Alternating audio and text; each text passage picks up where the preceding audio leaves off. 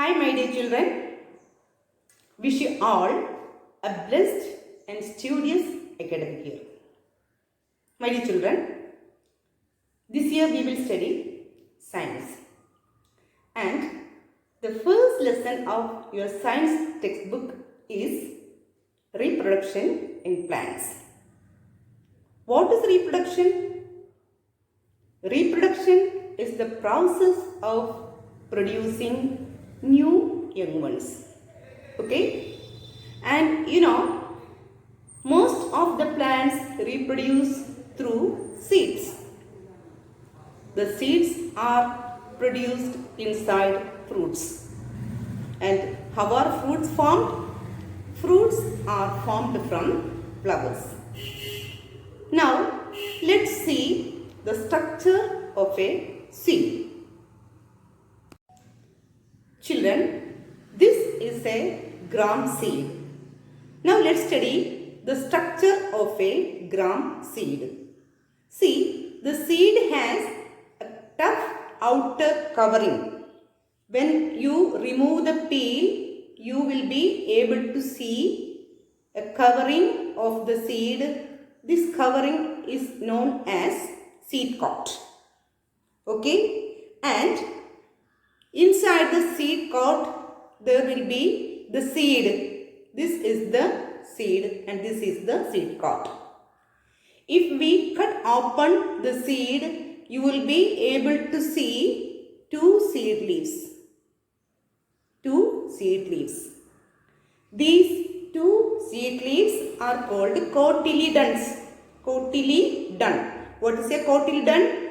Cotyledon is the seed leaf of the seed is called cotyledon. And the gram has two cotyledons. So it is called dicotyledonous seed. Di means two. Okay. And inside the seed leaf, you will be able to see a baby plant. You will be able to see a baby plant.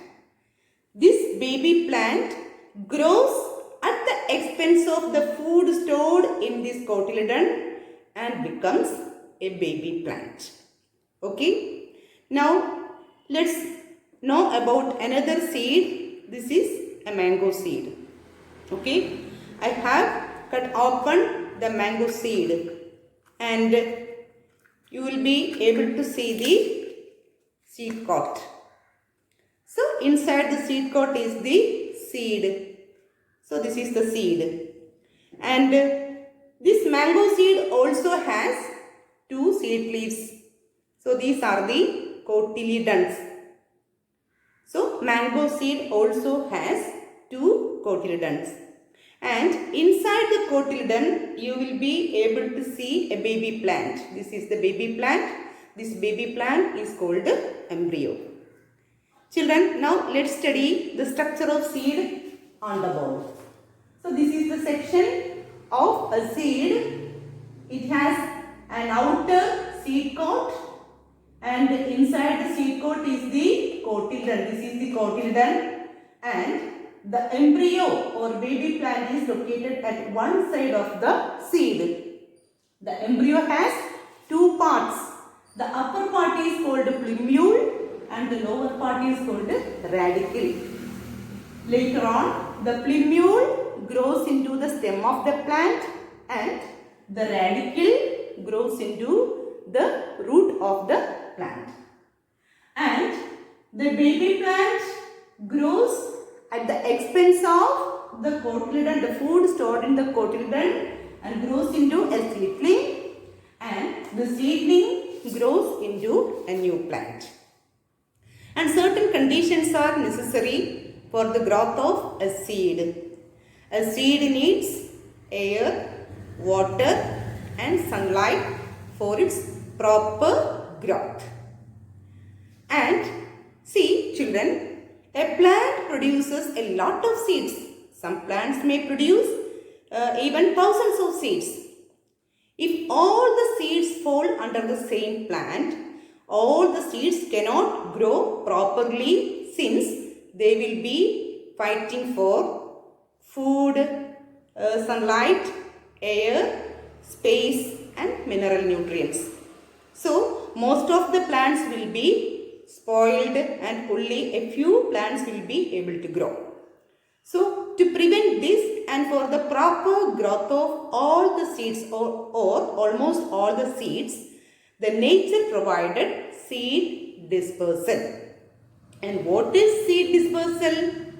Seed dispersal is the scattering of seeds from the mother plant to distant places. And how does it happen? The seed dispersal occurs with the help of certain agents. Which are the agents of seed dispersal? The agents of seed dispersal are air, water, animals and through explosion. Let's see how do the seeds of the plants disperse through air. The seeds of the plants, those are dispersed through air, will be having wings, either wings to their seeds or they have hairs to their seeds, or the seeds are very light in weight so that they will be able to float in the air and will be carried to different places. The examples are drumstick seed and Indian elm. These two plants seeds are dispersed through air, and the drumstick seed has two wings either on the side of the seed, so they will be float in the air. Now the seeds dispersed through water will be having fibrous and spongy seed coat. The fibrous and spongy seed coat helps the seed to float over the water and carry to different places through the water currents. A very good example is coconut. The coconut fruits, the coconut plants are normally grown on the banks of seas and rivers, and the fruits will be falling upon the water. Falling in the water, and these fruits are carried to different places by the water currents. And some of the seeds, some fleshy seeds, that sweet and juicy fruits of the plants will be eaten by birds, animals and insects, and they will be carried to different places. After eating the fleshy part of the fruit, they will be throwing the seeds somewhere else. Normally the plants, the animals and birds or humans will not eat the fruit under the tree. They will be plucking the fruits and carrying it away, so that there is a chance for the seeds to grow in different places. And the last agent for dispersal of seed is explosion. What is explosion? You know, the seed when mature, it explodes, it breaks up. As a result, the seeds present in the fruits will be thrown to far away places. A very good example is pea, and another example is balsam. In both the cases, when the fruit becomes dry and mature, the fruit pod breaks up and the seeds inside it dispersed to far away places through explosion. Did you understand, children? So in this module you have learned about reproduction in plants through seeds. The seeds have an outer seed coat. Inside it there are seed leaves. The seed leaves can either be 2 or be 1. If there are 2 seed leaves, they are called dicotyledonous plants, and if they are only 1 seed, they are called monocotyledonous plants. The baby plant grows at the expense of the food stored in the cotyledon and grows into a seedling, and the seedling grows into a new plant. Certain conditions are necessary for the growth of these seeds are air, water and sunlight.